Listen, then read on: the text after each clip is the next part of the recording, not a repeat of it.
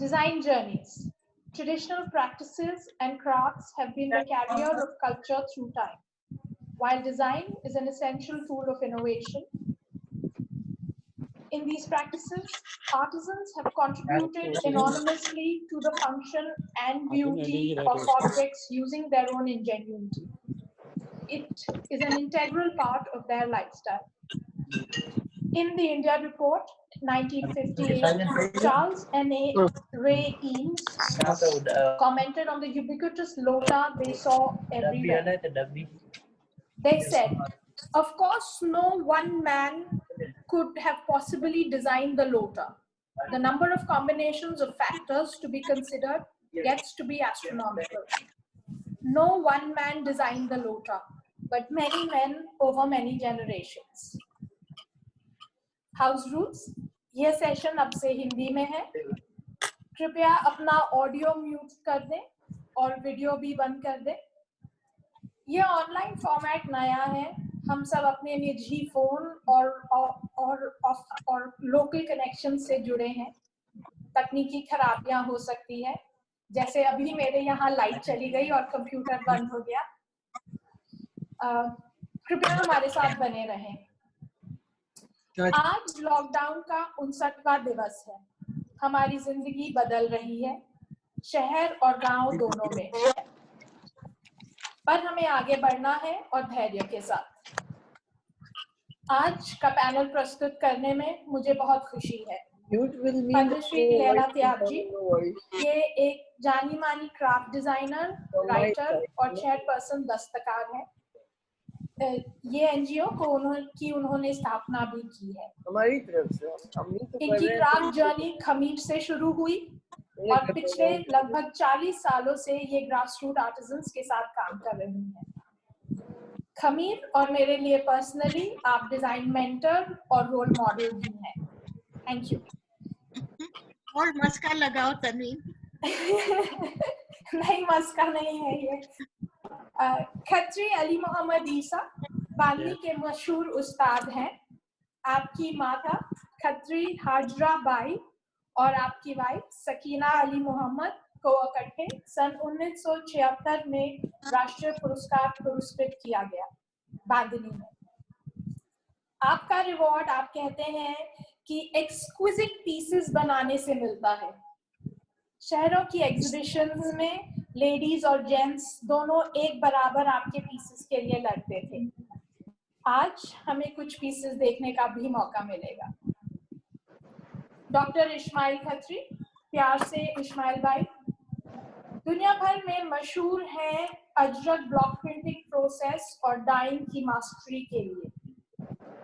इस विषय में आपकी अंतर्दृष्टि है और इसके साथ आपका हास्य भाव और विनम्रता, स्पेशली जब अनगिनत सवाल और लोग आपके शानदार कंटेम्पररी स्टूडियो में पधारते हैं।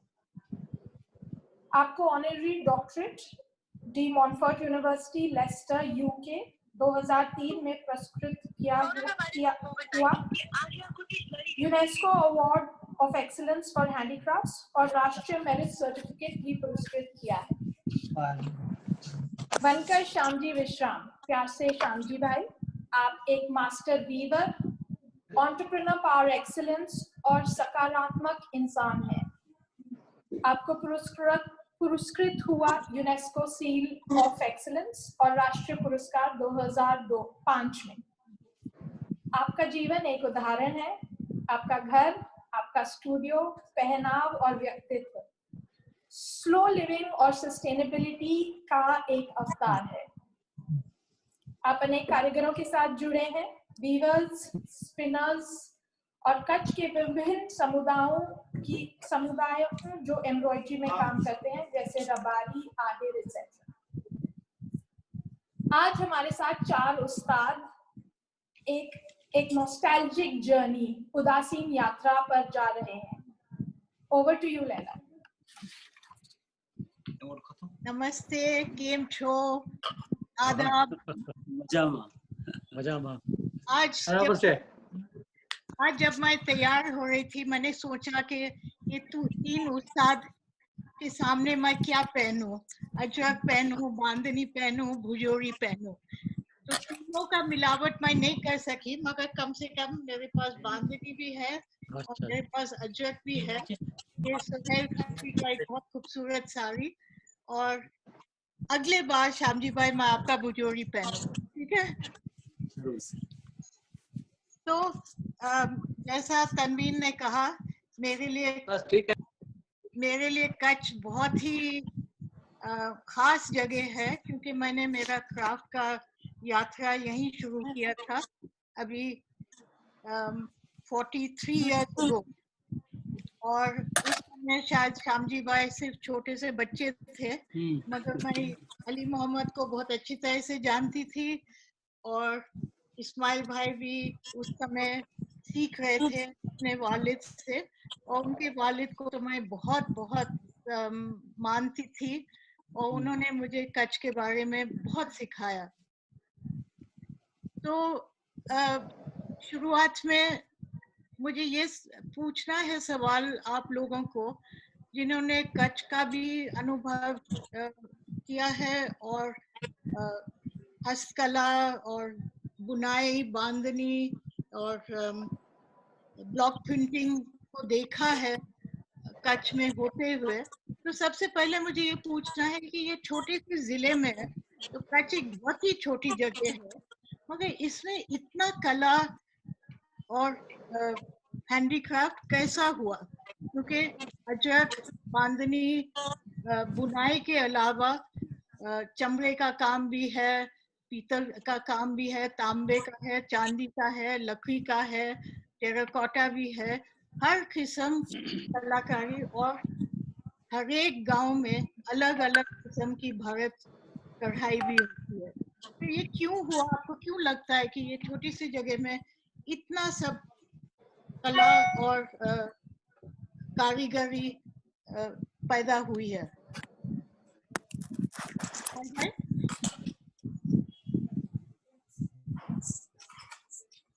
आप कहना चाहते हैं अली मोहम्मद? बोलिए। अभी देखिए, ये जो कला है, सब जो कलाएं हैं, उसका इतना ज़्यादा डेवलप कच्छ में क्यों हुआ है, इसकी एक ये वजह है कि वो किनारे पे आई, दरिया के किनारे पे आई है, और वहाँ से जो शिप जा रही थी और देशों में, तो हमारी जो कला जी, यहाँ की जो थी कला, वो लोग वो खरीद के वहाँ बेचते थे, ताकि ये एक ऐसी अलग टाइप की बाजार मिली। और वो धीरे धीरे वो इतनी डेवलप हो गई, अपने यहाँ जो भारत में जितनी होनी चाहिए इतनी नहीं हुई थी, मगर बाहर के लोग उसको पसंद बहुत ज़्यादा करते थे। इसकी वजह ये है। मगर लोग अपने लिए भी तो बनाते थे, क्योंकि जब मैं आए 40 साल हाँ, पहले, मगर तो फिर हर क्या हुआ है कि जो शादी ब्याह हुई, या अपने जहाँ कोई बच्चा पैदा हुआ और कोई आदमी डेड हो गया, तो उनके लिए भी बांधने का होना जरूरी हुआ।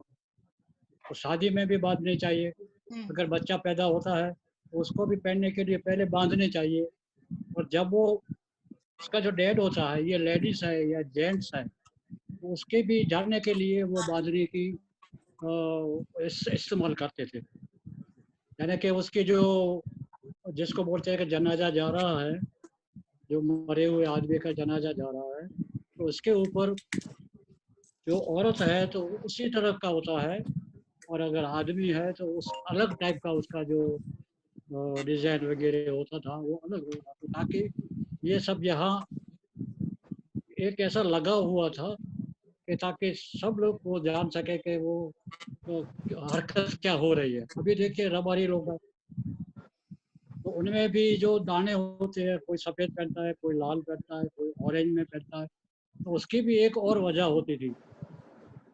तो वो इतना मेरे पास इतना उसका नॉलेज नहीं है, मगर जब वो वाइट होता है तो शायद उसका पहनने का जो उसकी उम्र के हिसाब से, या वो मैरिड है या अनमैरिड है, उसका वो सामने वाले ऑडियंस को मालूम पड़ता है कि ये मैरिड है या अनमैरिड है, या इसकी उम्र इतनी हो गई है, वगैरह वगैरह वो ऑडियंस को मालूम पड़ता है। एक निशान था उनके, कहाँ से आए हैं, और मैं एक बात बता दूं आपको, हैं क्या चीज है। एक और बात बता मगर दूं, वो अभी वो देखिए, तो सही है हाँ, अली मोहम्मद, मगर मैं श्यामजी भाई से जरा पूछना चाहती हूँ कि जब मैं आई थी जरूर, 40 साल पहले, तो हाँ, कोई अपना भारत बेचते नहीं थे, मगर लोग जो ऊँट को चलाते थे, बकरी को चलाते थे, वही औरत शाम को आके इतना महीन भारत का काम करती थी, खुद के लिए या अपने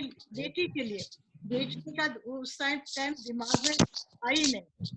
तो ये क्या चीज है, क्योंकि हिंदुस्तान में ज्यादातर लोग हाथ का काम करते हैं बेचने के लिए। अभी तो कच्छ में ये हो गया कि सब लोग वो बोलते हैं कि हम तो पॉलिएस्टर पहनेंगे मगर हम कढ़ाई करके बेचेंगे, मगर उस समय ये नहीं था। हर एक घर में इतना इतना सजावट, इतना कला, दीवारों पर, अपने पेटियों पर, अपने गोदरी के ऊपर, हर एक चीज के ऊपर कुछ डिजाइन और ऑर्नामेंटेशन होती थी।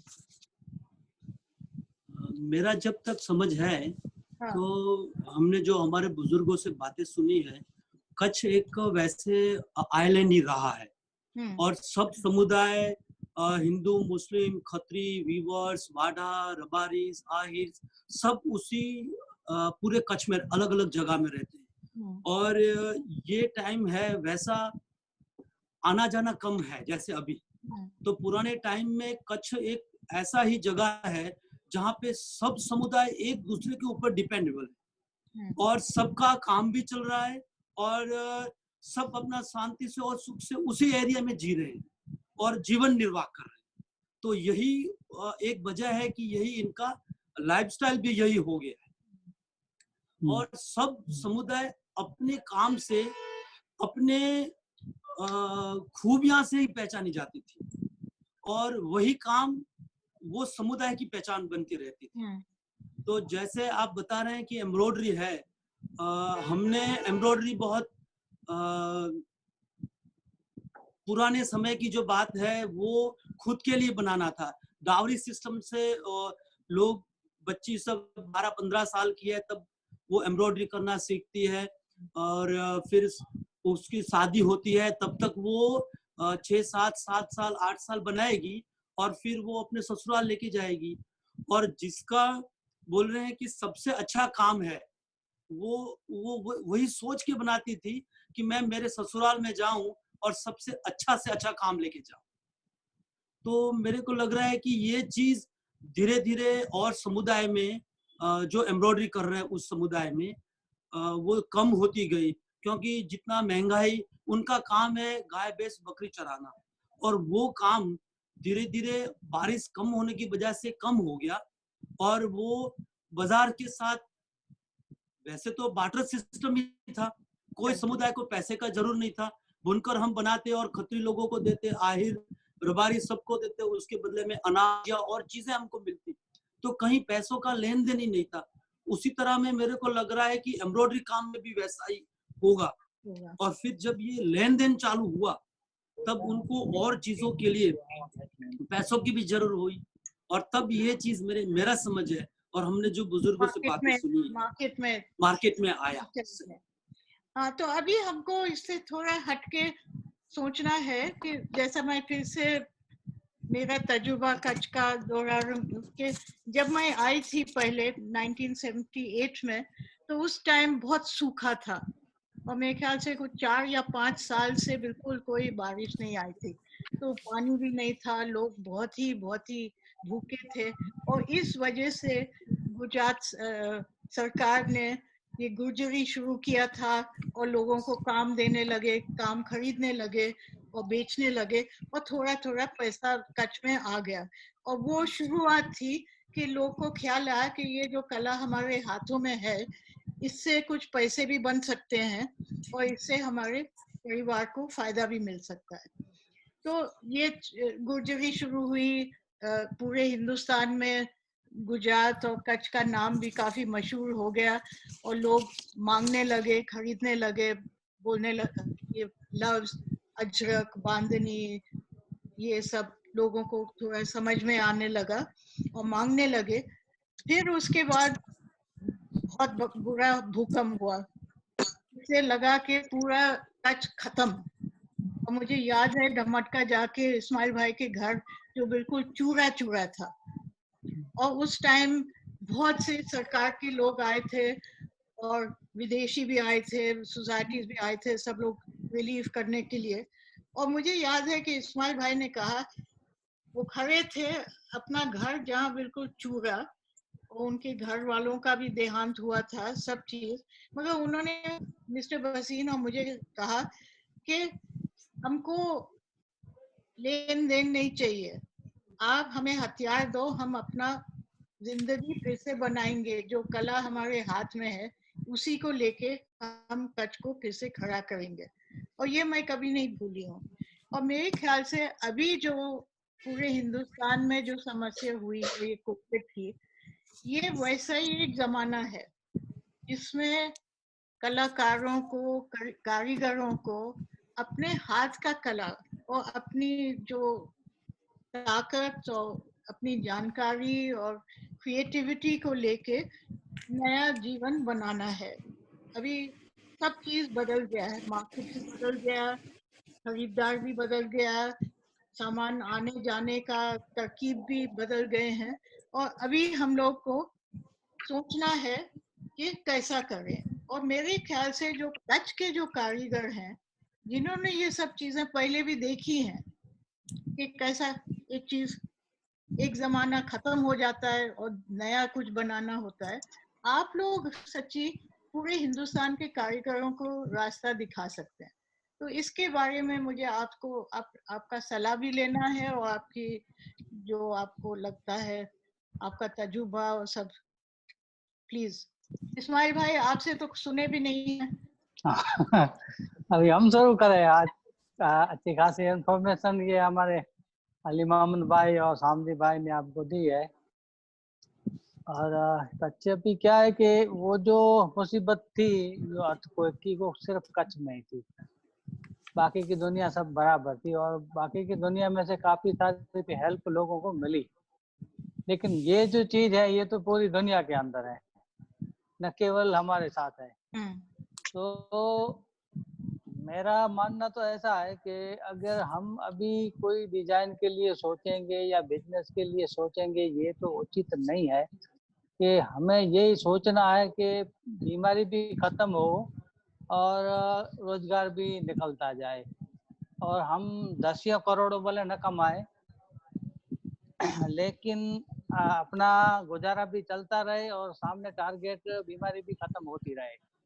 कि ये एक तीर से 2 शिकार होंगे, तो आहिस्ता आहिस्ता जब ये बीमारी खत्म होगी, इसके बाद रेगुलाइज अपने आप होता जाएगा। अब इसके अंदर क्या डिजाइन चाहिए, क्या चीजें चाहिए, क्या इसका नक्शा होगा, तो ये थोड़ा थोड़ा समय आता जाएगा और देखते जाएंगे और आगे चलते जाएंगे। लेकिन अभी हम ये नहीं सोच सकते कि हम कुछ ऐसा डिजाइन बनाएंगे तो ऐसे दुनिया में चल पड़ेगा, तो ये बनाएंगे तो दुनिया में चल पड़ेगा और इसमें हमें करोड़ों मिलेगा, इसमें हमें करोड़ों मिलेगा। हम भूल जाए इस चीज को अभी तक, 2-3 साल तक, जब तक ये बीमारी है। ये बीमारी जब खत्म होगी उसके बाद तो ठीक है, कमाना है सबको, और हम कमाते भी थे। और अगले हम दिनों को देखें और पिछले दिनों बीच वाली जिंदगी को देखें, लेकिन ये जो चीज आई है, तो ये जो चीज पूरी दुनिया के लिए है। पूरी दुनिया इसके अंदर ऐसे ठिठक गई है कि लॉकडाउन हो गया, कोई बाहर नहीं निकल सकता, कोई सब घर में बैठ बैठ के सब बोर हो रहे हैं, सब परेशान हो रहे हैं, झगड़े हो रहे हैं, ये सब हो रहा है। तो इसके अंदर थोड़ी बहुत एक्टिविटी जो होती है, तो उसके अंदर टाइम पास भी होता है, रोजगार भी होता है, और ये बीमारी भी खत्म कर सकते हैं ऐसे करके।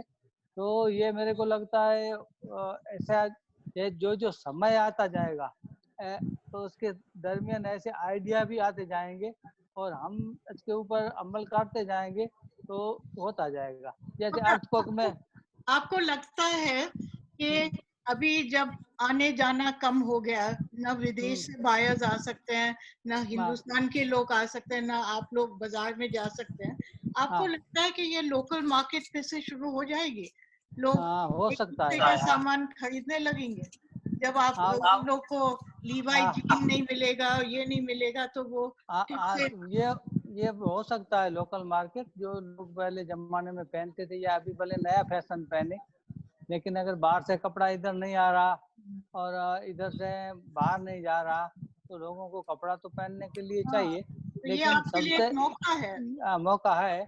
और दूसरी बात ये है कि लोग क्या सोचते हैं, पहले जमाने में हम लोग रबारी लोगों के अंदर व्यापार करते थे और काल पड़ते थे, तो रबारी लोग ये बोलते थे, भाई कपड़े को तो पैबंद लगेगा, थिगड़ा आएगा, लेकिन पेट को थिगड़ा नहीं आएगा।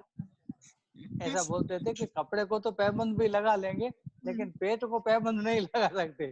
तो पहले लोग अपना खाने के लिए सोचेंगे और नंबर 2 में कपड़े के लिए सोचेंगे। Tanvir, are you saying that it's time for the poll? I thought I saw a message from you. Yes, please. It's time for the poll.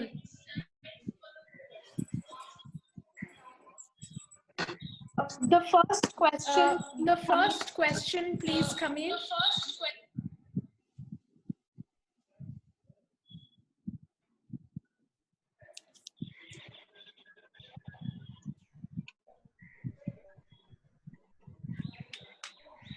Kamir, could you please put the first audience poll question? It's not working right now for some reason.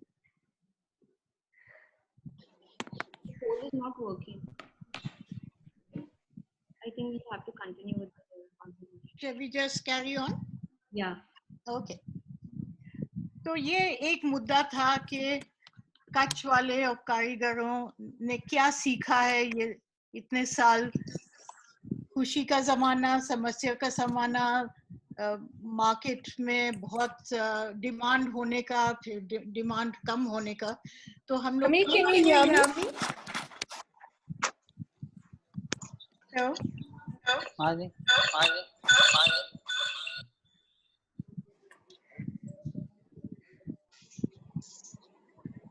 Yeah. Sujan,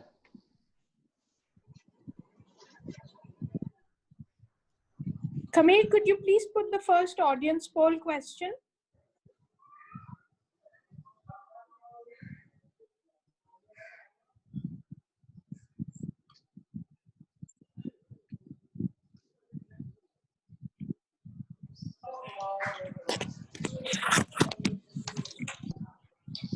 We run the audience poll for 40 seconds. So you have to click it. You have to tell them what they have to click. Yes. On the screen, please click the multiple choice that you agree with.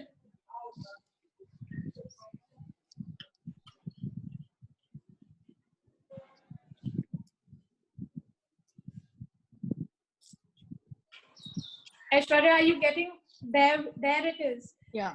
The poll results say 23% people buy craft because it's decorative, 85% buy it because of its cultural value, 0% because it's cheaper than branded products, and 56% buy it to support artisans. This is good news, Leila. 0% buy it because it's cheaper. This is very good news. और ये है जो मैं बहुत सालों से कारीगरों को कह रही थी कि आजकल अगर आप मेट्रो मार्केट के बारे में सोचोगे तो लोग ज्यादा कीमत का नहीं सोचते हैं। उनको आदत हो गई थोड़ा बार्गेनिंग करने का, क्योंकि वो समझते हैं कि ये फैशन है बार्गेनिंग करना। मगर सच्ची अगर उनको सामान अच्छा लगे तो उनको वो खरीद लेंगे, कीमत के बारे में ज्यादा वो नहीं सोचेंगे। मगर इसके साथ एक और चीज है, क्योंकि हिंदुस्तान में बहुत कारीगर हैं, हजारों लाखों कारीगर हैं। विदेश के लोग और शायद जो दुकानदार और एक्सपोर्ट बायर्स और सब सोचते हैं क्योंकि बहुत से हाथ हैं, सामान सस्ता होना चाहिए और थोक में बनना चाहिए। और ये ऑर्डर्स आते हैं जिसमें 500 पीस 1000 पीस 6 हफ्ते के अंदर चाहिए और हर एक पीस बिल्कुल एक जैसा, उसका साइज भी एक सूत बड़ा नहीं, एक सूत कम नहीं, रंग में भी कोई बदलाव नहीं। और ये सच्ची जो कारीगर जिस तरह से चीजें बनाता है इसका बिल्कुल उल्टा है। कोई कारीगर को बोलो कि तुम ये बहुत खूबसूरत बनाए हो, अभी 500 पीस बिल्कुल वैसे ही बनाओ और मुझे परसों तक दे दो, तो उसको क्या मजा। वो कोई सीमेंट फैक्ट्री में जाके एयर कंडीशनिंग में बैठ के अपनी रोजी रोटी कमा सकता है। ये जैसा मैस प्रोडक्शन, ये कोई हस्तकला का एक भाग ही नहीं था कभी। और मेरे ख्याल से ये जो कोविड का जो लॉकडाउन है, ये एक समय है हम लोग सबको सोचने के लिए कि हम लोग सच्ची हमारा प्रोडक्शन किस तरह से करना चाहते हैं। कि अगर समझो आजकल सबके पास कच्चे माल की कमी है, हम लोग को दस्तकार के दफ्तर में हर एक कोने से लोग आ रहे हैं कि बोल रहे हैं बहन जी पहले 3-4 हफ्ते तो हमने चला लिया, जो हमारे पास घर में था हमने उसको इस्तेमाल किया, मगर अभी हमारे पास कच्चा माल नहीं है, हम लोग क्या बनाएं। और मेरा उनको मैं ये सुझाव देती हूँ कि अगर आपके पास छोटा थोड़ा माल है, उसमें से कोई ऐसी अच्छी चीज बनाओ, वैल्यू एडेड चीज बनाओ जिससे आपको अच्छी कीमत बनाए। ये मत सोचो कि मेरे पास इतना है तो मैं इससे छोटे छोटे 5 रुपए 10 रुपए 15 रुपए की चीजें बेचूं, क्योंकि सच्ची इसमें आप इंडस्ट्रियल प्रोडक्ट के साथ compete नहीं कर सकते। जितना भी आप उसको सस्ता बनाओगे, जितनी अपनी मजदूरी का कीमत कम करते जाओगे, आजकल हाथ का सामान और मशीन का सामान का मुकाबला ही नहीं है कीमत में। तो आपको डिजाइन और क्वालिटी के ऊपर सबसे ज्यादा जोर देना चाहिए। ऐसी चीज बनाना है जो सिर्फ आपके हाथ और आपके दिमाग की मिलावट से बन सकती है, कि कोई मशीन के अंदर नहीं बन सकती है। आजकल तो बहुत हो रहा है, लोग अजरक के डिजाइन स्क्रीन प्रिंटिंग कर रहे हैं और बल्कि मिल में भी उसको छाप रहे हैं, लोग बांधनी के डिजाइन को स्क्रीन में लगा रहे हैं। मगर जिनको जानकारी है उसको पता चलता है कि क्या चीज असलियत है, और आपको उसी के ऊपर जोर देना चाहिए। और मेरे ख्याल से ये जो अभी जो समय है, इसके अंदर आपको अपने अगले साल का प्रोडक्शन प्लान करना चाहिए कि हम क्या बनाएंगे। हमारे पास इतने कारीगर हैं, हमारे पास पैसे सिर्फ इतना ही है कच्चे माल के लिए, उसका सबसे अच्छा फायदा कैसा उठा सकते हैं, और फिर उसका मार्केटिंग भी थोड़े अलग किस्म से क्वालिटी से, ये नहीं कि हर एक मेले में जाओ और बैठो पटरी के ऊपर और बेचो। अच्छी तरह से उसको पैकेजिंग करो, प्रेजेंटेशन करो, और इसलिए इसके लिए मेरे ख्याल से आपको फंडिंग भी मिल सकती है। मगर अगर आप सोचोगे कि अरे लॉकडाउन खुल जाएगा और हमारे पास जो भी सामान है और जो हम बना सकते थे, अच्छा बुरा फटा फेडेड सब चीज को लेके बेचेंगे, तो मेरे ख्याल से हस्तकला और हैंडीक्राफ्ट कभी फिर से नहीं उठेगा। क्योंकि अफसोस की बात है कि जैसा इस्माइल भाई कह रहे थे कि लोग अपना पेट का पूजा तो करेंगे, खाने पीने का के ऊपर खर्च तो करेंगे, मगर हैंडीक्राफ्ट कोई इसेंशियल आइटम नहीं है। तो उसमें कोई चीज होनी चाहिए जो बिल्कुल आंख को दिल को, और खरीदार बोले कि ये मुझे लेना ही है, और ऐसे चीजें आपको बनानी चाहिए। क्योंकि ये है फर्क जो इंडस्ट्रियल प्रोडक्ट और हाथ का सामान। इसके ऊपर अली मोहम्मद कुछ कहने? ये देखिए, मेरे हिसाब से मैंने कोई पीस बनाया तो वो एक पीस नया बनाया, नया कलर है या नई डिजाइन है, तो उसकी कॉपी तो होगी। वो बांधने का कारीगर है वो तो कॉपी करेगा, मगर इंडस्ट्रियल वाले भी उसकी कॉपी करते हैं। बहुत सी ऐसी कॉपी जहां हमने देखी है, बाजार में जा रहे हैं लोग पहनते हुए, वो चांद्रो खानी की डिजाइन जो है वो प्रिंट में ले ली है, तो जैसे वो जो इसके बांधने के अंदर जो वो क्रिंकल जो इफेक्ट है वो उसमें नहीं होती। तो बांधने के लिए ये एक प्लस पॉइंट है। अगर वो बांधनी फ्लैट हो गई तो वो दिखने में तो जैसे वो प्रिंट है ऐसी लगेगी।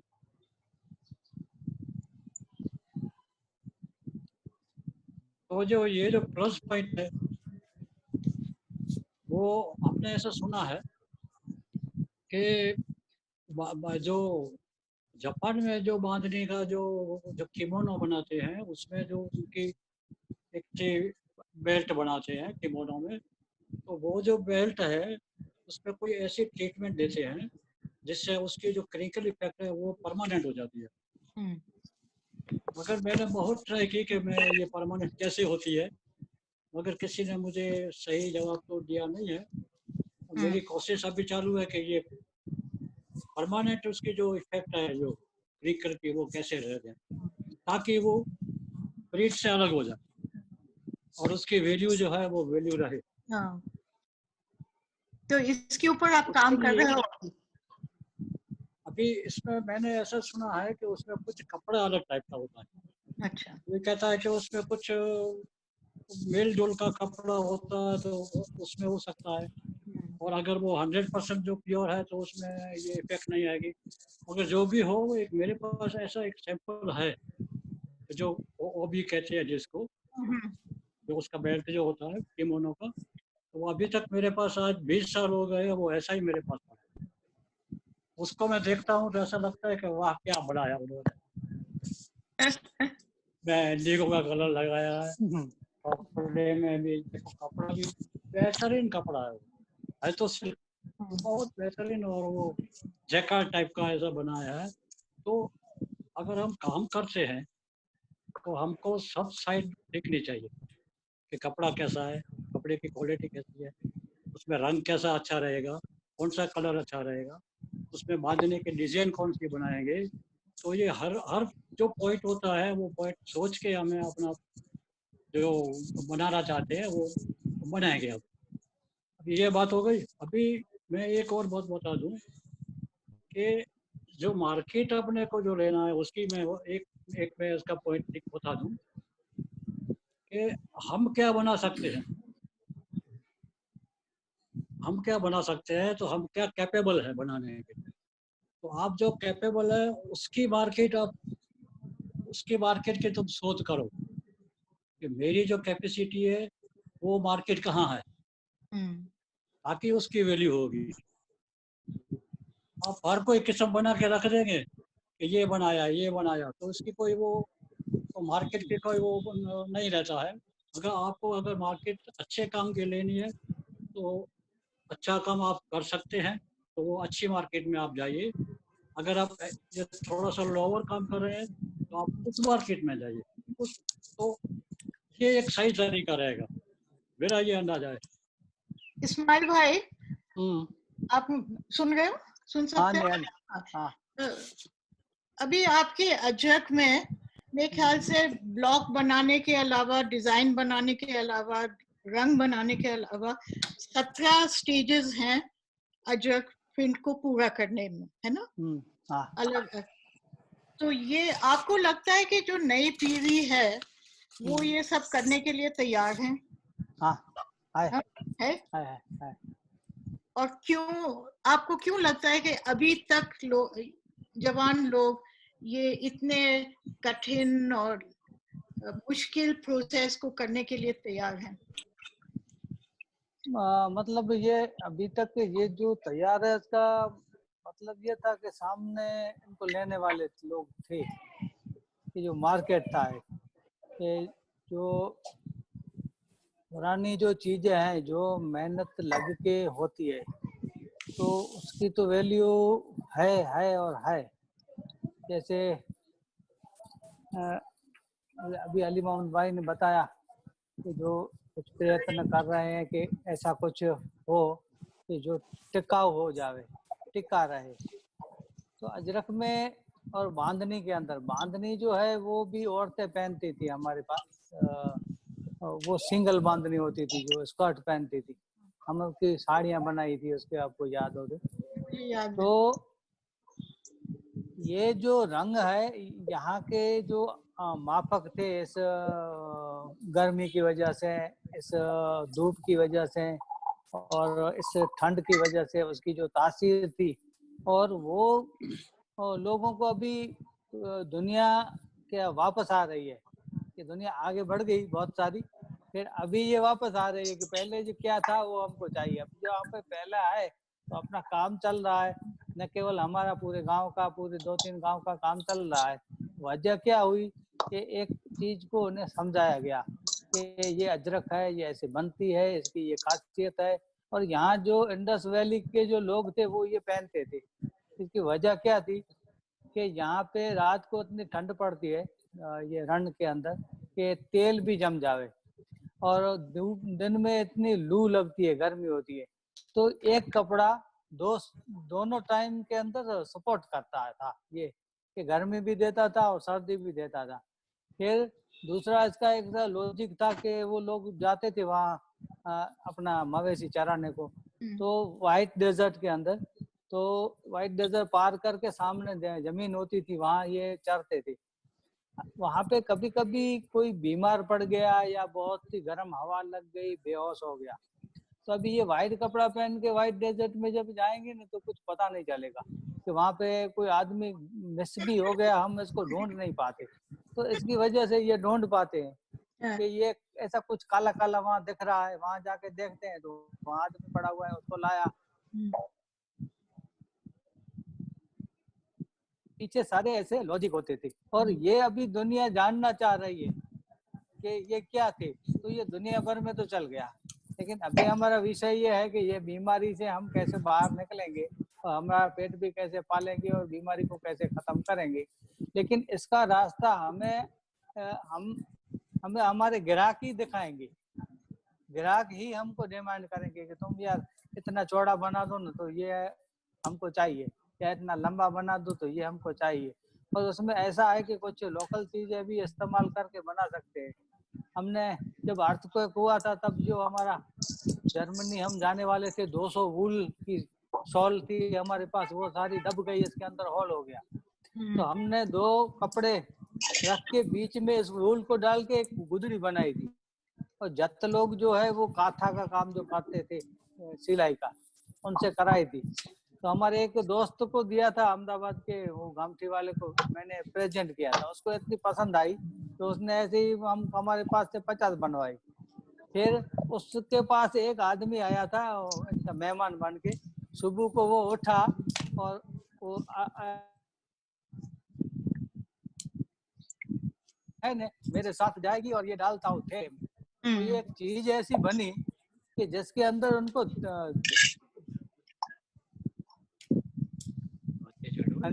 छीन के ले जा रहा है। तो मतलब ऐसी भी चीजें बन सकती है। दूसरी बात ये है कि जो कॉपी करने वाले हैं वो कॉपी करते रहेंगे जमाने से, वो जमाने से चला आया है। लेकिन मैं आदमियों के दिलों के अंदर यार ये तो मैं नहीं दूंगा कैसे भी, ये तो क्योंकि इसके ऊपर मेहनत लगी है, इसके ऊपर काफी सारा घंटा काम किया हुआ है। तो आपका कहना है कि हम लोग जो है अपने भारत, हम लोग को अपनी खासियत रखनी चाहिए, मगर दिमाग भी खुला रहना चाहिए थोड़ा बदलाव लाने के लिए, देखने के लिए कि लोग ग्राहक क्या चाहते हैं।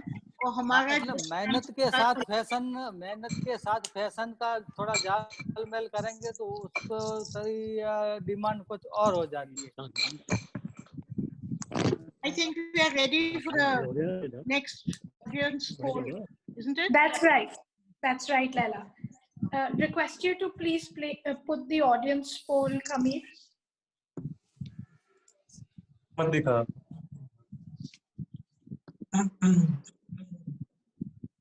Shani Manju Vipul.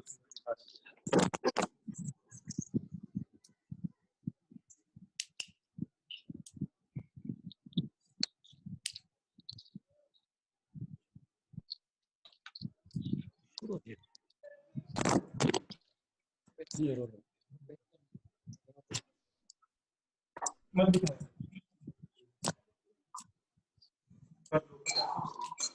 request you to press on your screens.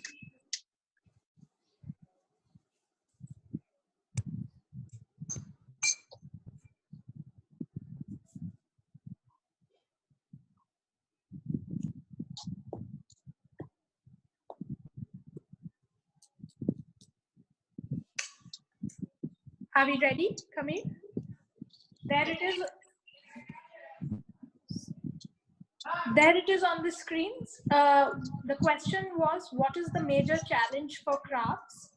34% people say low priority on government policy. 42% say sales and branding. 20% says unaffordable in local markets. 21% say production issues, sourcing raw materials, wages, etc. 75% say lack of awareness of the efforts, processes, and knowledge of crafts. So here we have the biggest challenge emerging to be lack of awareness about the crafts, about the efforts, processes, and knowledge on crafts, and followed by almost 50% on sales and branding. Over to you, Leila. Well, that's part and parcel of the same thing, I think. हम लोग हमेशा कहते हैं कि क्योंकि हमारे पास हिंदुस्तान में इतना कला है, इतने कारीगर हैं कि लोग उसको बहुत जैसा मामूली समझते हैं, और हम बहुत ज़रूरी है कि चाहे कारीगर हो या एनजीओ हो या डिज़ाइनर हो, वो सब इसके ऊपर जोर दें, लोगों को समझाने में कि क्राफ्ट बनाने में कितना समय लगता है, उसमें कितना इतिहास भी है, इतना संस्कृति भी है, और उसका मूल्य बहुत ज्यादा होना चाहिए, चाहे कि आप कोई ब्रांडेड चीज कोई मॉल में जाके खरीद लो। मगर ये जानकारी मेरे ख्याल से अभी तक बहुत कम है, और कारीगर खुद नहीं समझते हैं कि उनका सामान और उतना उनका कला कितना इम्पोर्टेंट है, कितना खास है, कितनी यूनिक चीज है जो हमारे पास हिंदुस्तान में अभी तक है, जो दूसरे मुल्कों में नहीं है। तो इसको किस तरह से बढ़ा सकते हैं, और आपका क्या इसमें क्या ख्याल है?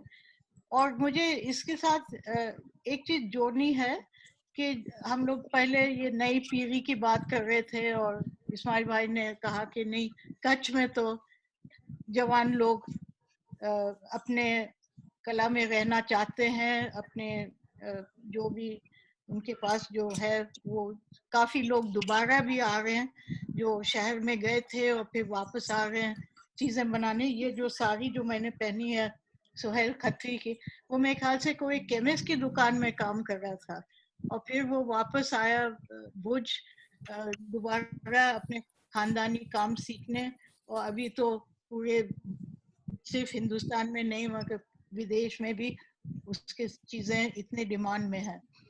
तो ये कच्छ में एनजीओस तो काफी हैं, खमीर है, सृजन है, कला रक्षा है, मगर उसके अलावा ये दो चीजें जो पिछले 20 साल के अंदर खड़े हुए हैं, एक तो कला रक्षा विद्यालय जो पहले था, अभी सुमैया कला विद्या शुरू हुई है, इससे कुछ फर्क है? आपको लगता है कि इससे जो जवान लोगों को इंटरेस्ट हुई है और कुछ सीखने को मिला है?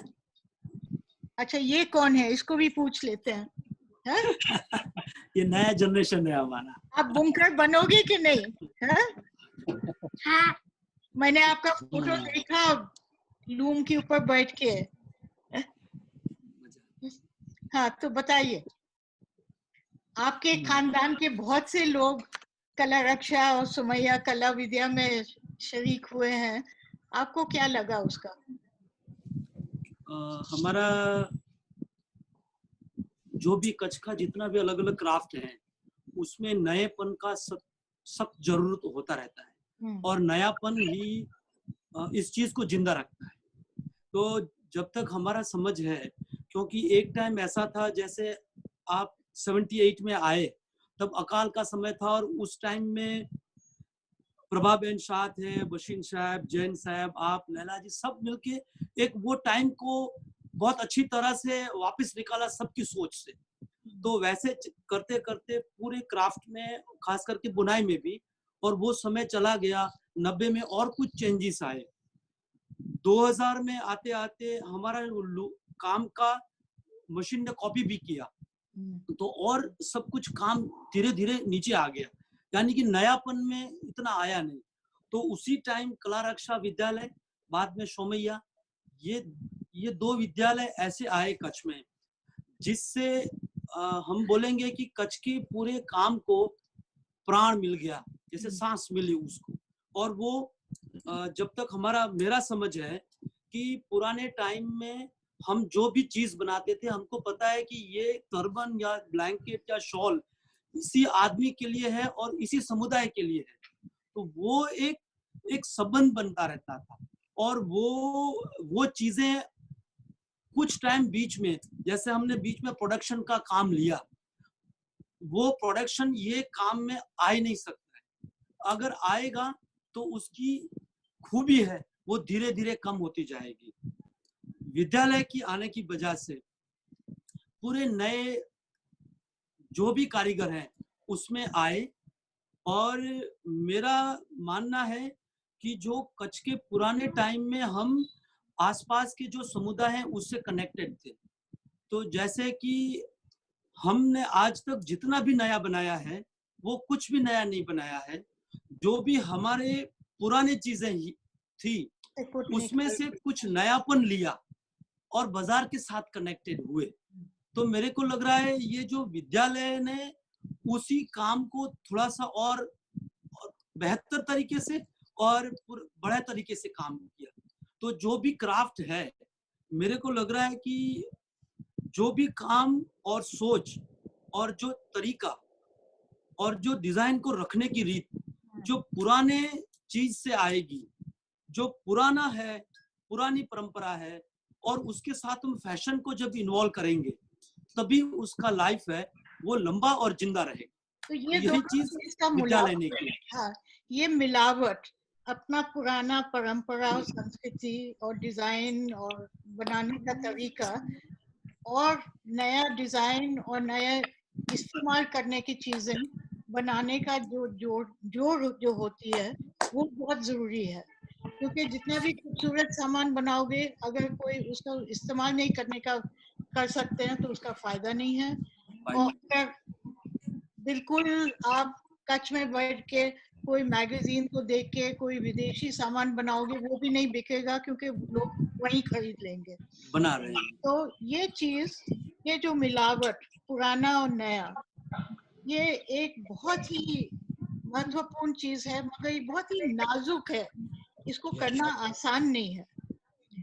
तो जो डिजाइनर्स जो आते हैं और आपके साथ काम करते हैं सब, आप उनको क्या सुझाव देते हो? हम उनसे पहले तो बात करते हैं, थोड़ा टाइम उनका बात सुनते हैं। 1-2 महीना जब सुनेंगे, उनको मना नहीं बोलेंगे। कभी कारीगर कभी किसी को मना नहीं बोलता है, वो तो मुझे वो बोलेगा ठीक है होगा। 2 महीना होगा, फिर हम बोलेंगे कि अभी 30% आप हमारा सोच रखेंगे तभी हम काम करेंगे। फिर एक नयापन आया पुराने से, फिर 3 महीना और चलेगा, यानी 6 महीना हो गया। फिर बोलेंगे अभी 50% हिस्सेदारी हमारा होगा डिजाइन की सोच से। ऐसा हमको नहीं बनाना है कि जो बाहरी बने, मशीन से बने, और जो भी हमारा कपड़ा या शॉल कुछ दिन के बाद हमारे कस्टमर्स उससे तंग हो जाए और वो पोछा करें, वो चीज हमको नहीं करना है। क्योंकि ये हाथ का काम, कारीगरी है, इतना लोगों के हाथ से आती है। जैसे हम बुनाई करेंगे, कपास खेड़ूत करेगा, स्पिनर्स होगा, वीवर्स होगा, उसके बाद टसल्स लगेंगे। जब इतना काम होगा तब सब लोगों का इमोशंस इसमें आ जाता है। और हम सोच रहे हैं कि इतना लोगों का जब भाव आता है, उतना इमोशंस आएगा, तो वो कपड़ा एक जिंदा कपड़ा हो जाता है। तो ये चीज हमको लग रहा है कि जो पुराना चीजें हैं और दिखती हैं उसमें खूबसूरती आती है, उसमें एक बनाने वाले का उसमें बहुत बहुत ही भाव है। जब बाजार से कई बार सिर्फ पैसों के लिए बनाएंगे तो वो चीज मेरा समझ से इतना नहीं आएगा। तो ये सब चीजें मेरे को लग रहा है कि जो नया कारीगरी है उसमें सबका मिक्सिंग होना चाहिए, और डिजाइनर लोग हैं उनको सिर्फ ऐसा नहीं सोचना ही चाहिए कि हम कॉपी करें। कॉपी सब कुछ मिक्स आएगा, पुराना आएगा, नया आएगा, क्योंकि हमको बाजार के साथ तो खड़ा रहना है, तो नया नहीं बनाएंगे फिर भी नहीं चलेगा। तो ये जो पुरानापन है वो बैलेंस करते हैं। 6 महीने के बाद हमारा 50% आता है। धीरे धीरे 1 साल के बाद वो डिजाइनर्स बोलते हैं कि श्याम जी भाई या जो भी है, इस्माइल भाई, अभी आप बोले कि इसमें नयापन लाके क्या हमको करना है, तो एकदम नयापन नहीं आएगा। धीरे धीरे वो तब तक सोचेगा, बाजार को भी समझेगा, और हम भी उनको समझेंगे कि जो डिजाइनर है उनका सोचना कैसा है।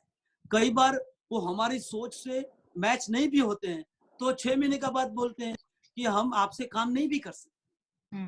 तो ये चीज है, ये खास आज के जो नए स्टूडेंट्स बोलेंगे या विद्यालय के या नए जो भी हैं कारीगर हैं, उनको मेरा सोच ऐसा है कि वो कॉपी ना भी करें, डिजाइनर के साथ काम भी करें, लेकिन पूरे का पूरा उनका ही मानना वो भी वाजिब नहीं है।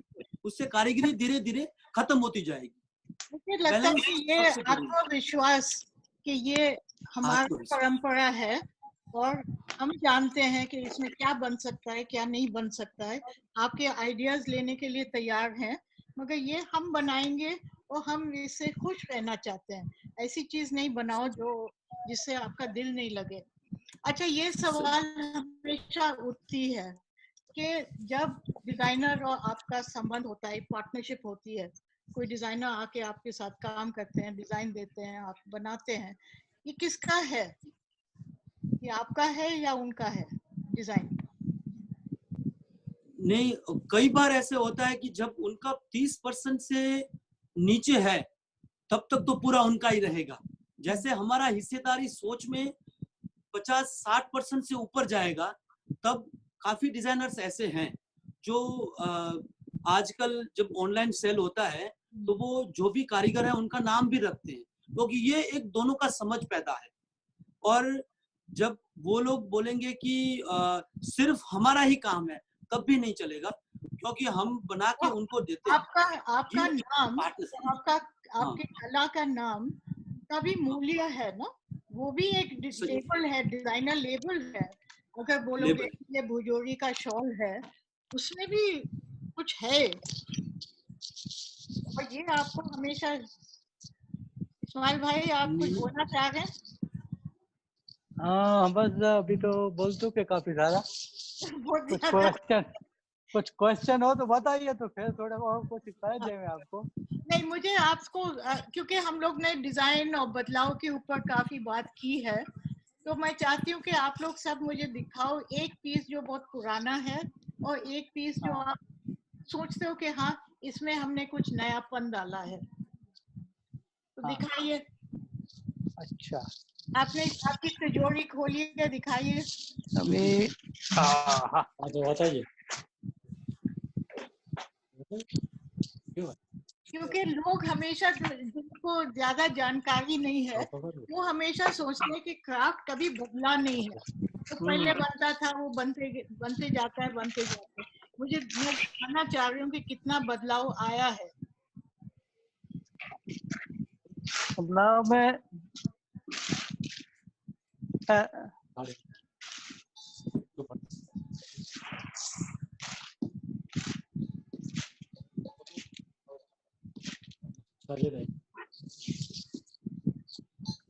अभी ये एक पुराना भी है, नया भी है।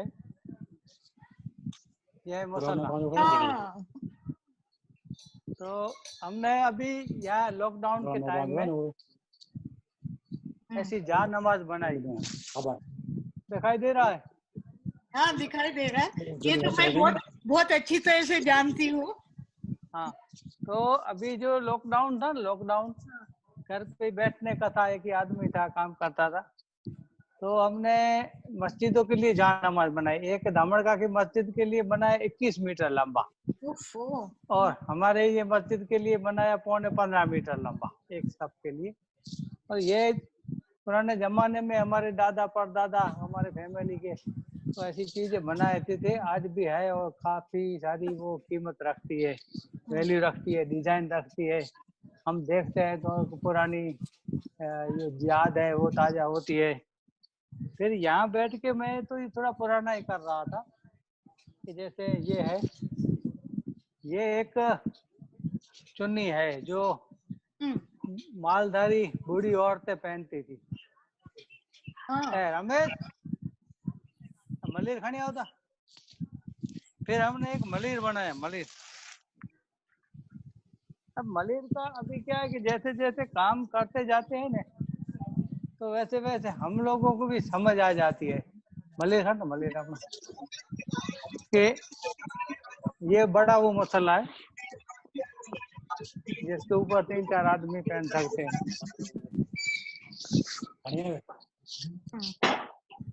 तो ऐसा लंबा भी बनाया, ऐसा छोटा भी बनाया। अभी ये नमाज पढ़ने में भी काम आता है, किसी को भेंट देने में भी काम आता है। फिर जो पुरानी पुरानी जो चीजें हैं ना, कि जैसे ये चीज है, ये जो चीज है ये पुरानी है।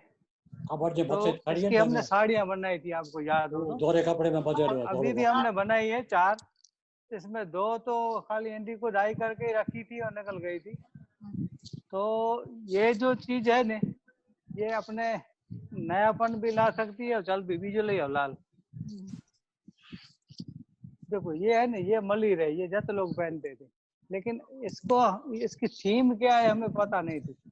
लेकिन अब हम ये समझ गए कि ये जो सिंबल है ये कुएं का सिंबल है, क्योंकि वो खाना बदोश लोग है और उनको पानी चाहिए, पानी चाहिए तो पानी कहाँ मिलेगा, बराबर।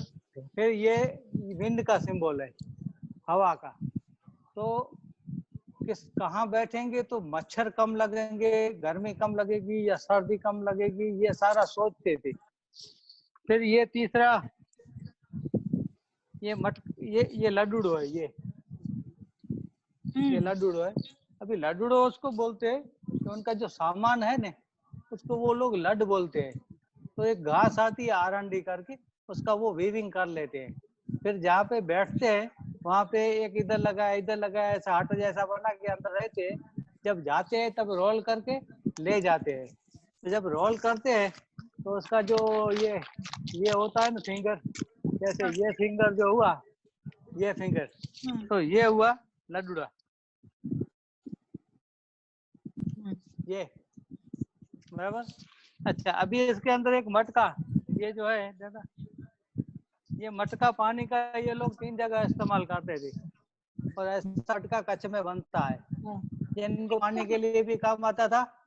हर एक मोटिव का कोई मतलब है और उसको इस्तेमाल करने का भी एक मतलब था। तो ये बस डिजाइन के लिए नहीं, मगर हर एक चीज का डिजाइन का एक मतलब और एक मकसद था। एक मकसद था, एक नक्शा था साथ में कि हमको हम कोई चीज भूल नहीं रहे। पानी का मटका ले लिया, पानी कहाँ मिलेगा, हवा कैसी चल रही है, ये मटका इनको 3 जगह काम आता है। तैरने में भी काम आ जाता है, दूध में काम आता है। फिर ये लड्डूडो, तो ये फिंगर जो है वो पहले हमको ये समझ नहीं थी। अभी ये हम भी थोड़ा थोड़ा समझने लगे कि इसकी थीम क्या है, कि खाना बदोश थीम है, इसका नाम है मलिर। तो ऐसा है थोड़ा। अली मोहम्मद, आप कुछ दिखाइए। जब मैं आपको 40 साल पहले जानती थी, जब क्या बनाते थे, अभी क्या बना रहे हो? अभी मुझे कुछ क्लैंप डाइंग दिख रही है आपके पीछे। पीछे है, हाँ जी। क्या करता? ये मगर मुझे ये आपकी असली बांधनी। ओके, मुझे मालूम है कि अभी भी आप इतने ही बारीक काम बना रहे हो। Yes, yes. साथ साथ ये भी क्लैंप डाइंग भी हो गई है। ये क्लैंप डाइंग है। और बांधनी दिखाइए। ये अभी नेचुरल डाई में बनाया है। और ये जो एंड है उसमें थोड़ा बांधनी का काम है। ये स्टोन है। ये अभी लेटेस्ट थोड़ा चल रहा है, बिक रहा है। बहुत ज्यादा है। मैं तो ये क्लैंप डाइंग के बिल्कुल खिलाफ हूँ। क्लैंप डाइंग है, मगर ऐसी बात नहीं है कि कि आपको एक काम ऐसा खराब है और एक काम अच्छा है, हर एक काम अच्छा है, नहीं, मगर उसका जो एडजस्टमेंट जो करने का है, तो आप बांधनी करते हो जितना हीन और या फिर उसको मत सही छोड़िए। बात है। मगर ये मैं कर सकता हूँ ये बराबर है, मगर मैं ये भी कर सकता हूँ ये मेरा प्रूफ है। तो जो आर्टिस्ट है उसको सब जानना चाहिए, अच्छा काम, वो तो सही नाजुक काम, सही है। बड़ा काम, और जो लोग सब जानना जरूरी है। नहीं, अलीमोड़ में एक और बात है, क्योंकि कच्छ में बहुत से लोग हैं जो ये बांधनी से रोजी रोटी कमाते हैं, तो कोई लोग हैं जो बहुत बारीक काम नहीं कर सकते हैं, तो जरूरी है कि उनके लिए भी कुछ डिजाइन बने जो वो आसानी से बने। मगर मुझे आपका कुछ खास महीन काम दिखाइए प्लीज। मेरी फैमिली का एक काम है, पुराने में वक्त में जो मेरे दादा और मेरे पिताजी जो थे वो उस वक्त में जो बना था, वो मैं एक पीस में आपको दिखा दूं।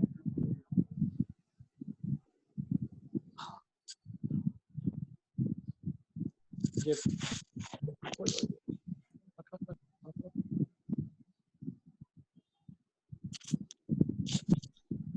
दिखा है भाई, अफसोस के हाँ, उफ ओ, हाँ ये है। मगर मुझे मालूम है कि अभी भी आप लोग इतना बारीक काम कर सकते हैं, क्योंकि मैंने देखा है आपके घर में। सही बात है। मगर ये जो काम हुआ था, एक जो उसके लड़के की बेटी है या उसकी बहू है, तो उसकी जो जो अच्छी चीज बनाने के बना है ताकि हम उनको भेंट कर दे, प्रेजेंट दे दे, तो उसमें पैसे कमाने की बात नहीं थी, वो एक प्रेजेंट देने के लिए बात थी, ताकि आपको बांधने का जो काम है वो पहले घर से बना है, बाजार में नहीं, पहले घर में बना है, घर के लोग पहनते थे। तो घर के लोग पहनते थे, शादी ब्याह में उसको प्रेजेंट देते थे, लड़की है या लड़का है, तो वो घर में ही बनते थे और बाजार में या कोई बाहर चीज नहीं मिलती थी। घर में बनी चीज थोड़ी थोड़ी बाहर आई, जो पास नेबर जो थे तो वो कहने लगे भाई हमको भी ऐसी एक चीज बना दो। तो वो जो पड़ोसी है, उसका जो पड़ोसी है कलाकार का, तो वो कहेगा कि भाई मेरा एक ऑर्डर ले लो और मुझे ऐसी चीज बना दो, ताकि वो थोड़ी सी चीज जो उसकी बनी हुई थी थोड़ी सी बाहर आई। वो बाहर आई तो सीधे से गांव के लोग कहने लगे कि भाई हमको भी ऐसी चीज चाहिए। तो वो गई, बाहर गई, अभी धीरे धीरे करके वो बाजार में आ गई, अभी तो पूरे वर्ल्ड में चल रही है। मगर ये जो काम जो था अभी नहीं हो सकता, ऐसा काम अभी नहीं हो सकता। इसका मतलब क्या है कि पहले जो कपड़ा आता था वो कपड़ा अभी नहीं मिल रहा है, पहले जो कलर आते थे वो अभी कलर नहीं है, पहले जो फीलिंग जो थी फीलिंग, वो अब फीलिंग नहीं है। अभी फोकस हमारा पैसे के ऊपर है, पैसा कैसे ज्यादा कमाए, जल्दी जल्दी कमाए, 12 महीने में हम लखपति करोड़ बन जाए, तो अभी ये सिलसिला चल रहा है। तो पहले जमाने में ये सिलसिला नहीं था, वो एक मोहब्बत थी, वो ऐसी चीज बना के, कारीगर ऐसी चीज बना के अपनी बेटी को देता था, वो फीलिंग की बात हो गई है, तो वो सही तरीके से सही पीस बनाएगा। अगर जब बाजार की बात आ गई है तो वो तो पैसा कमाने के लिए ये समय की बात है। मेरे ख्याल से अभी ये कोविड का एक शायद फायदा है कि लोग समय का मूल्य समझने लगे हैं और कि चीजें आहिस्ता और प्यार से जो बनते हैं और उनका मूल्य भी समझने लगे हैं। श्याम जी भाई, मैं आपसे पूछना चाह रही थी कि सब लोग कहते हैं कि जो श्याम जी भाई में वो डिजाइन का समझ बहुत है, और मुझे भी हमेशा लगता है कि तुम एक बाजार में आओगे, मुझे एक पुराना फटा हुआ पगड़ी का टुकड़ा दिखाओगे और अगले बार आओगे और बोलोगे उसका मैंने एक साड़ी बनाई है या एक दुपट्टा बनाई है। तो आप जरा दिखाइए कि आप अपने परंपरा में ही टिक के नयापन कैसा लाते हो अपने चीजों में। 2-3 उदाहरण दिखाइए। जैसे ये हमने पहना है, ये एक रबारी लोगों का ब्लैंकेट होता था जो वो खुद 2-2.5 किलो का ब्लैंकेट देते, और ये जो पैटर्न है वो 2-2.5 ये टर्बन का पैटर्न। हाँ, अच्छा, हाँ। तो वो एक कंबल से ही हमने एक नया चीज जो आज के बाजार के लिए बनाया। तो जैसे ये टर्बन से इंस्पायर होके बनाया, और ये चीज है ये पूरा कंबल से आया हुआ है। तो वो चीज जैसे ये चीजें हैं, ये हर एक चीज को पुरानापन है, नयापन है, डिजाइन को थोड़ा अलग रखना है और बाजार को भी जोड़ना है। तो ये सब चीजें नेचुरल डाइज हैं, प्योर कॉटन है, और पहले तो वूल में बनता था, जैसे ये इंडिगो में है वही चीज है। तो खूबसूरत ये चीज का हाँ ये खूबी है जो यहाँ का।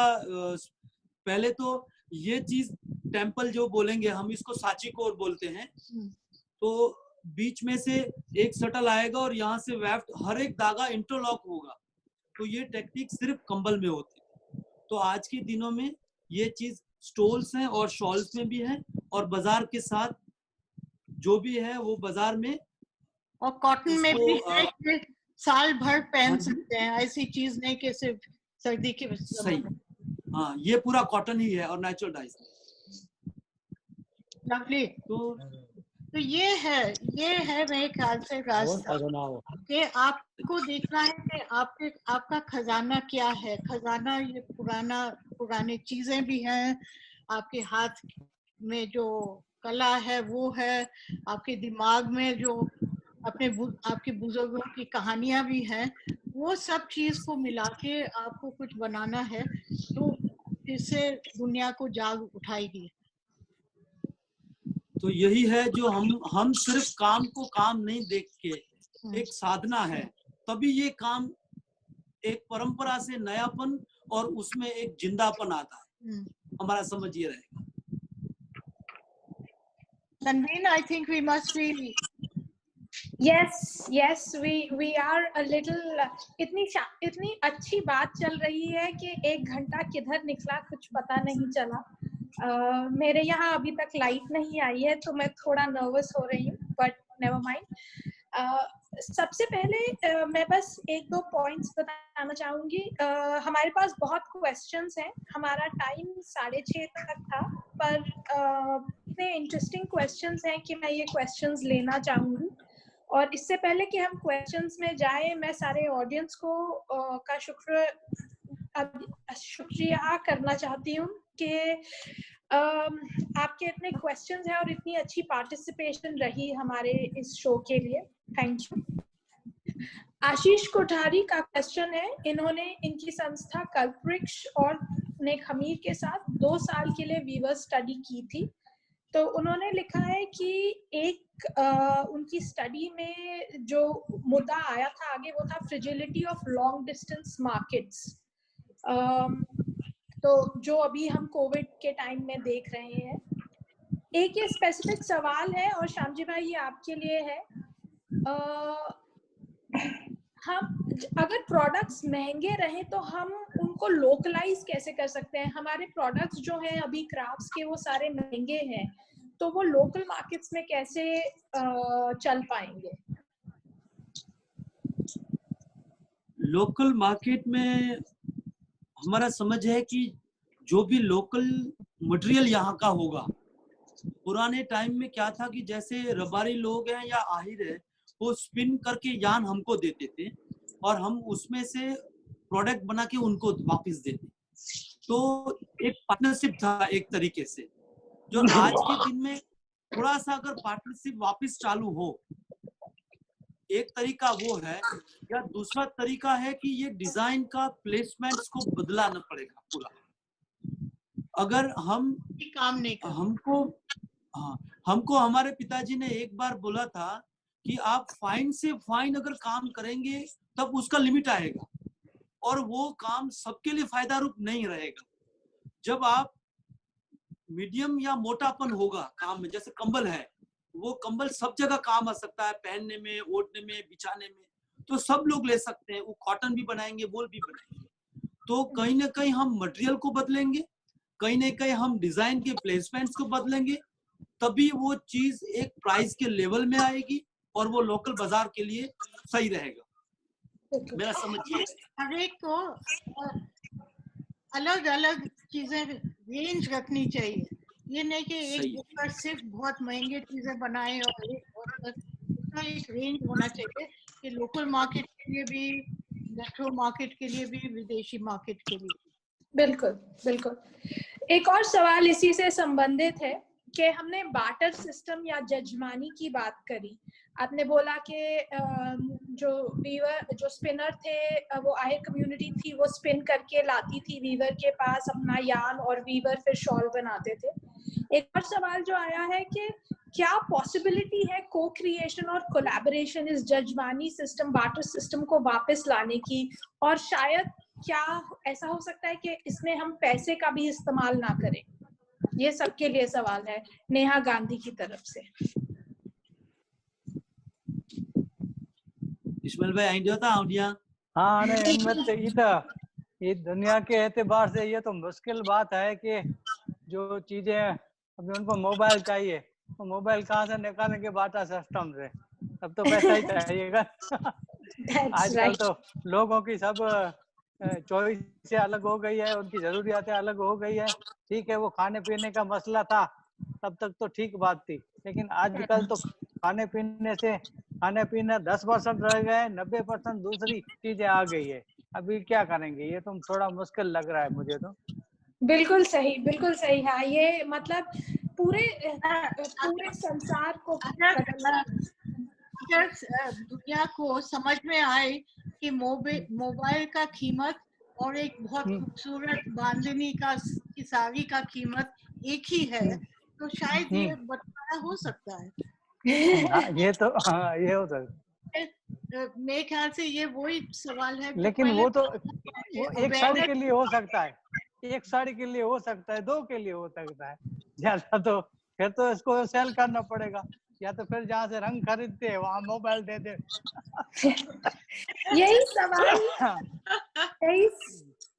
यही सवाल हमारे ऑडियंस पोल में भी था, जब हमने पूछा ऑडियंस से कि क्राफ्ट्स को आगे बढ़ाने के लिए क्या चाहिए, क्या जरूरी है, तो 75% लोगों ने बोला कि उसकी कला की जानकारी नहीं है लोगों को। तो शायद नहीं, बिल्कुल अभी भी एक साड़ी और एक मोबाइल फोन की वैल्यू हम एक दूसरे से कर सकते हैं, पर आधे लोगों को पता ही नहीं है कि साड़ी की वैल्यू क्या है। हमें इस समय सिर्फ मोबाइल फोन की वैल्यू ज्यादा लग रही है शायद। और साड़ी बहुत ज्यादा साल चलेगी, बजाय कि मोबाइल जो हर साल बदलना पड़ता है। बिल्कुल। पास मोहम्मद की साड़ी 40 साल पुरानी साड़ी है, जो मैं अभी तक खुशी से पहनती हूँ। वाह वाह, क्या बात है। लाइक आई सेड, ये एक प्रोग्राम उस्ताद प्रोग्राम है हमारा। अगले प्रश्न पे जाऊंगी। निशा सुब्रमण्यम पूछ रही हैं कि विश्व भर में डिजाइनर कह रहे हैं कि पोस्ट कोविड के बाद एक नया सिस्टम आएगा जिसमें फास्ट फैशन जो है, जिसमें जल्दी रंग, डिजाइन, मोबाइल फोन एक्सेट्रा बदलते हैं, वो जमाना पीछे चले जाएगा और हैंड क्राफ्टिंग और क्राफ्ट्समैनशिप का जमाना आगे बढ़ेगा। तो ये सवाल आप चारों से है, आपको कैसे लगता है कि आपकी कम्युनिटीज इस सिस्टम को, क्राफ्ट्समैनशिप और हैंड क्राफ्टिंग को आगे ले जा सकती हैं? अभी हमें तो पता नहीं कि ये होगा या नहीं होगा, लेकिन क्राफ्ट तो जो है वो तो है, पहले से काम है और चल रहा है। अभी ये भी हमें पता नहीं था कि ये कोविड आएगा और ये हालात होंगे लोगों के। पता नहीं आगे क्या होगा, ये नहीं हो रहा प्रतीत, लेकिन जो होगा वो देखेंगे। और अगर इसकी डिमांड हुई तो लोग तो काम करने वाले हैं, लोगों को काम चाहिए और लोग काम करेंगे, इसमें कोई शक नहीं है। बिल्कुल, बहुत अच्छे, बिल्कुल बिल्कुल सही कह रहे हैं आप। एक और सवाल है अर्चना मंगलगिरी की तरफ से। ये 2 सवाल हैं। पहला भाग ये है, अर्चना मंगलगिरी कहती है कि जो यंग लोग हैं वो अपनी फैमिली ट्रेडिशन और क्राफ्ट से दूर जाते जा रहे हैं, शहरों में जाके काम कर रहे हैं। तो उनका प्रश्न है ये कि हम क्या अपनी तरफ से एफर्ट कर रहे हैं ताकि हम सेकेंड और थर्ड जनरेशन कारीगरों को आगे बढ़ाएं, मास्टर क्राफ्ट्समैन सेकेंड और थर्ड जनरेशन में बने। एक सवाल ये है। उसका एक और पहलू है जो दर्पणा अथाले ने बोला है। वो कह रही है क्या हम अपने यंग आर्टिजन्स पे ज्यादा प्रेशर डाल रहे हैं? अगर उन्हें काम करना होगा तो वो करेंगे, अगर उन्हें नहीं करना तो वो कोई और अपने लिए काम ढूंढेंगे। हमारे चारों पैनलिस्ट से मैं ये डिबेट के बारे में थोड़ा पूछना चाहूंगी। ये सवाल इन लोगों को पूछने का कुछ फायदा नहीं है, क्योंकि इन लोगों के तीनों के परिवार में नई पीढ़ी और उसके बाद एक और पीढ़ी तैयार है ये काम जारी रखने के लिए। और मेरे ख्याल से ये कच्छ और कश्मीर में 2 जगह हैं जहाँ जवान लोग भी अपने परंपरा में जुड़ के काम कर रहे हैं, मगर जरूर हिंदुस्तान के दूसरे जगहों में ये नहीं है। ये मुश्किल है जी। जब जहाँ क्राफ्ट सक्सेसफुल है वहाँ दूसरी और तीसरी पीढ़ी ऑटोमेटिकली इसमें जुड़ रही है। जहाँ कठिनाई है वहाँ उनके पास कोई चॉइस नहीं है कि वो अलग जगह में जाके काम करे। अगला प्रश्न है ध्रुवी शाह की तरफ से। वो पूछ रही है कि क्राफ्ट आजकल नॉन एसेंशियल आइटम, लगभग एक लग्जरी आइटम के जैसे मानी जाती है, पर ट्रेडिशनली तो ये एक एसेंशियल प्रोडक्ट था, हमारी जरूरतों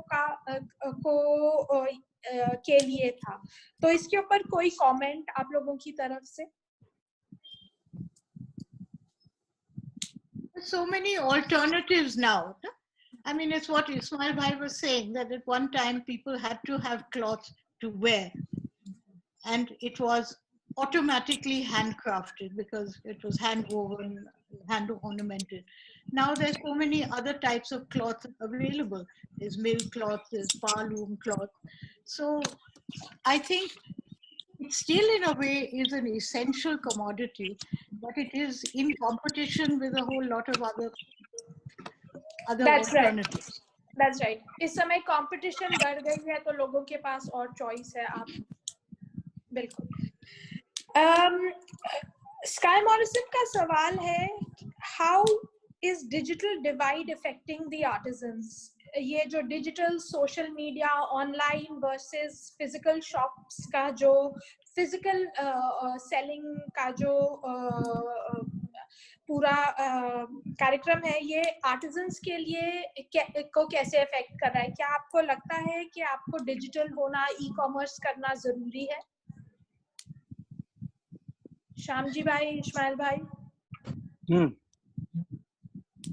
क्या आपको लगता है ई कॉमर्स या ऑनलाइन सेलिंग जरूरी है? हाँ, ई कॉमर्स जो है ना वो एक तरह का हमारे लिए एडवर्टाइजमेंट तो जरूर है, लेकिन इसके ऊपर हम हमारा मास प्रोडक्शन नहीं कर सकते इसके आधार के ऊपर, क्योंकि मास प्रोडक्शन जो है वो जो हम ऑर्डर लेके बनाते हैं तो वो माल बनने से पहले बिका हुआ है।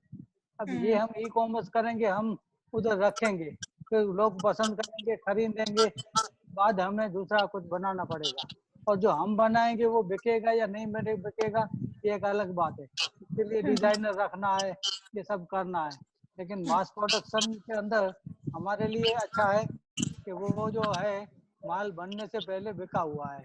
लेकिन फिर भी ये जो है वो मैं उसको खराब नहीं कह रहा, क्योंकि इसके अंदर हमारी एडवर्टाइजमेंट हो रही है कि काम खुला हो रहा है, लोग देख रहे हैं, लोग पसंद कर रहे हैं, फिर भले खरीद ऑनलाइन करे या फिर व्यापारी से करे। Bulk business. तन्वीन, एक बात, इसमें बैटरी खत्म हो रही है, अब मेरा कोई क्वेश्चन हो तो जल्दी बता दो। ओके, ठीक है। जब तक आप हैं तब तक के हाँ। लिए, जब तक आप हमारे साथ इधर हैं तो तब तक के लिए बहुत बहुत शुक्रिया आपका, आप आए। और ठीक है। अगर ये प्रोग्राम खत्म होने से पहले आपकी बैटरी नहीं है तो हाँ। फिर हम फिर जरूर मिलेंगे। ठीक है। ये मैं एक और लैला जी आपसे ये सवाल पूछना चाहूंगी, दस्तकार भी अभी पोस्ट कोविड डिजिटल गया है, डिजिटल ऑनलाइन सेलिंग कर रहा है शायद पहली बार, इसके बारे में आप कुछ बोलना चाहेंगे? बहुत बहुत छोटा कदम हम लोग ने लिया। हम बहुत सालों से सोच रहे थे कि ये करना जरूरी है, मगर ये भी हम सोचते थे कि जो खासकर टेक्सटाइल हो या कोई भी हैंडक्राफ्टेड आइटम, उसको टच एंड फील के बिना बेचना बहुत मुश्किल है। मगर अगर अभी ऐसा समय आ गया कि लोग टच एंड फील नहीं कर सकते हैं और डरते हैं टच एंड फील करने से, तो हम लोग सबको ऑनलाइन जाना ही पड़ेगा।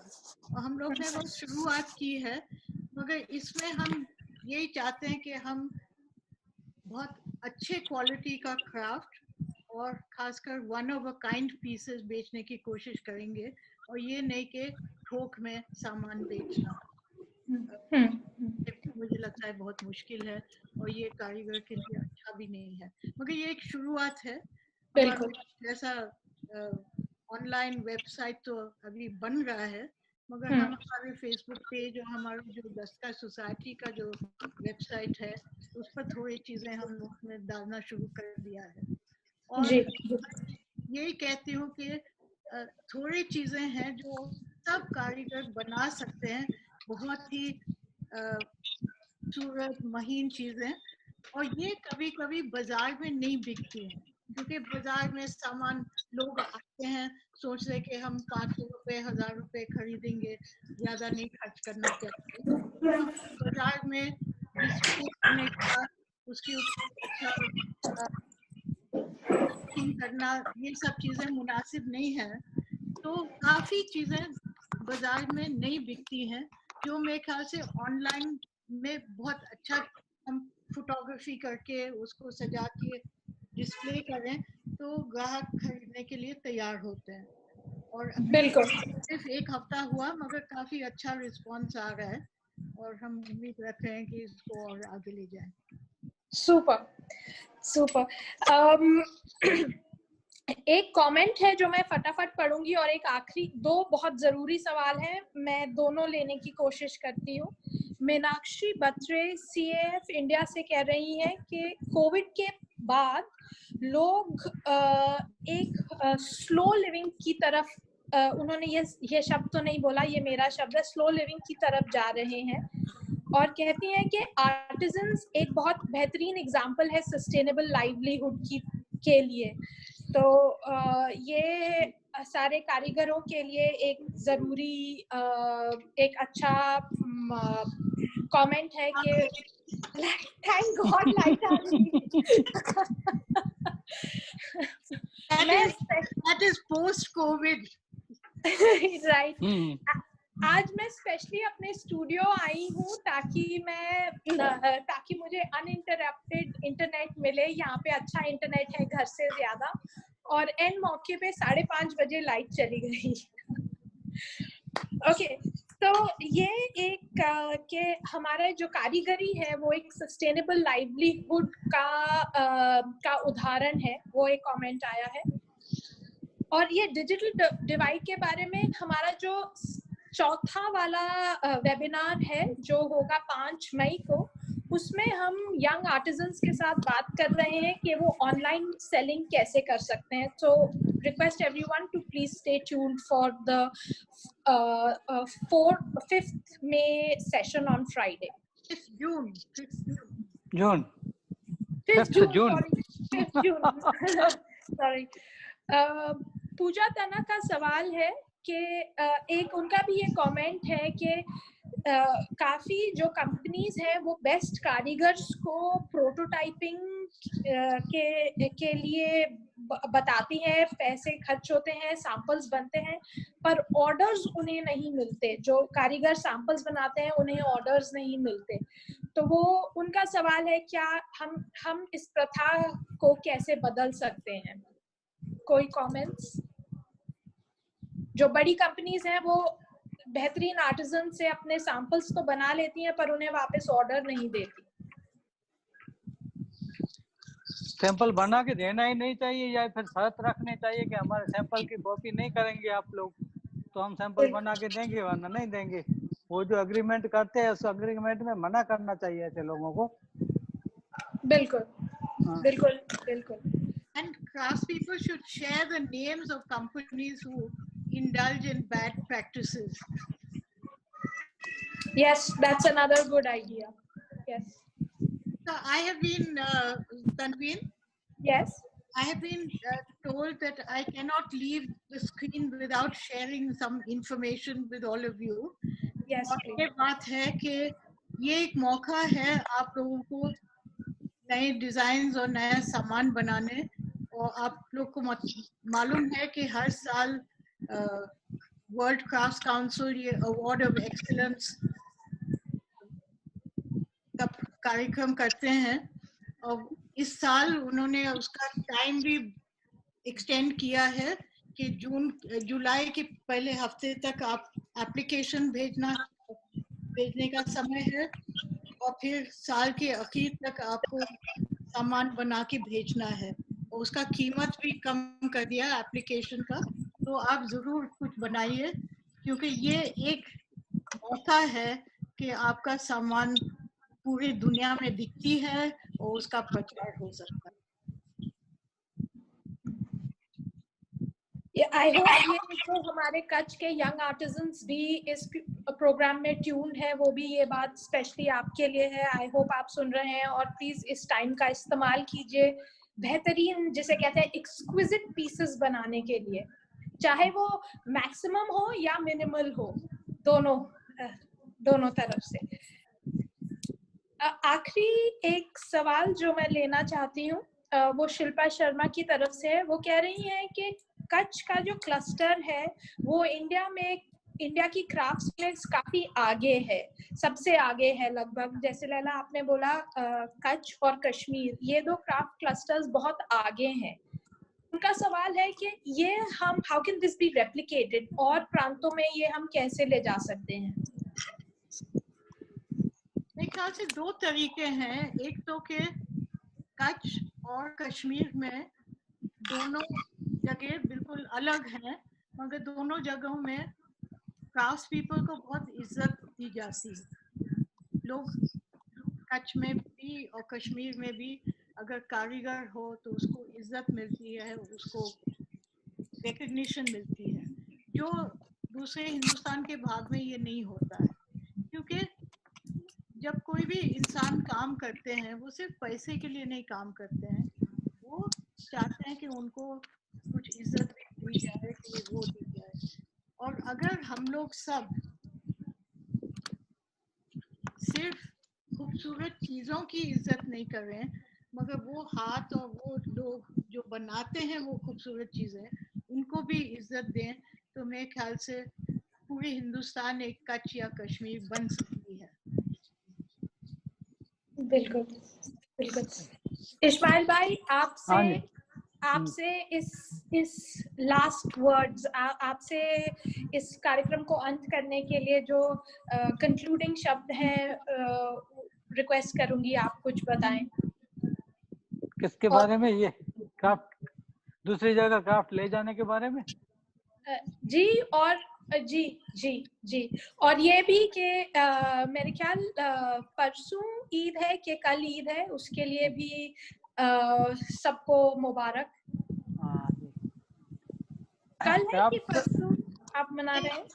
चांद नहीं, अब चांद देखेगा कल तो परसों मनाएंगे, चांद नहीं देखेगा तो फिर नरसों मनाएंगे। ठीक है। ऐसा है कि कच्छ के अंदर बहुत क्राफ्ट है। ये लैला जी ने बहुत अच्छा जवाब दिया आसपास लिए कि कच्छ के क्राफ्ट को जो प्रमोशन मिला है, ऐसे प्रमोशन अगर दूसरे एरिया के क्राफ्ट को मिलेगा तो वो भी आगे निकल सकते हैं, और वहाँ के जो कारीगर लोग हैं वो भी अपनी दिलचस्पी ठीक ढंग से दिखाए और दिल से अगर काम करे, उसको काम की जो वैल्यू बढ़े, तो वो भी कच्छ और कश्मीर के तरह हाईलाइट हो सकते हैं, आगे निकल सकते हैं। बाकी ईद है और ये बीमारी भी है, बीमारी से भी बचना है, ईद भी करना है, सोशल डिस्टेंस भी रखना है, मास्क भी पहनना है। तो ईद की सबको मुबारकबाद हो एडवांस में। आपको भी, हाँ आपको जी, आपको मुबारक मुबारक, मगर गले नहीं लग सकते हैं इस साल। यस हाँ यस। चलिए, कोई कुछ लास्ट शब्द जो कहना चाहे, हम नहीं तो यहाँ पे अंत कर सकते हैं अपना कार्यक्रम। लैला जी। मेरे ख्याल से एंड नहीं करेंगे क्योंकि कारीगरी तो चलते रहेगी, मगर ये बातचीत शायद बंद कर दें आज के लिए। और जी, मैं बहुत उम्मीद रख रही हूँ कि हम लोग नई पीढ़ी को भी के साथ भी मिलके बात करने का मौका मिलेगा, क्योंकि वो सबसे खुशी की बात है कि कच्छ में वो लोग लेके चल रहे हैं। जी। हमारा अगला थैंक यू पैनल, लैला जी, अली मोहम्मद ईशा, इस्माइल भाई और श्याम जी भाई, thank you very very much हमारे साथ जुड़ने के लिए, अपना समय देने के लिए। बहुत क्वेश्चंस आए हैं और बहुत अप्रिसिएशन आई है। वो चैट हमने सेव कर लिया है, वो आपके साथ बाद में हम शेयर करेंगे। हमारा अगला प्रोग्राम अगले फ्राइडे है 29 मई को, और हम सतीश जो है फाउंडर ऑफ कोरा, जो बिहार, आंध्र प्रदेश और कच्छ में स्पिनर्स और वीवर्स के साथ काम करते हैं, उनके साथ बातचीत करेंगे। Thank you very much everyone. Welcome welcome and Eid मुबारक। ईद मुबारक। Bye bye.